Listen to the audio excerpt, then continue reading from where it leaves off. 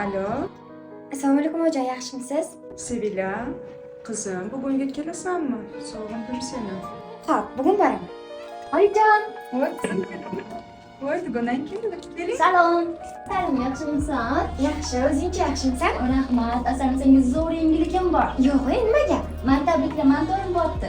Voy, zo'r-ku, kim biladi? Taniysan, sinfdoshimiz Sardor. Sen asalimizdan xo'pmi? Borgin xayr ish bilasan ku. Dilimden aldın sendek yamanlığı saldım Xudoga. Toylar mübarek ko'rgani keldim, ko'nglimni yerga urgani keldim.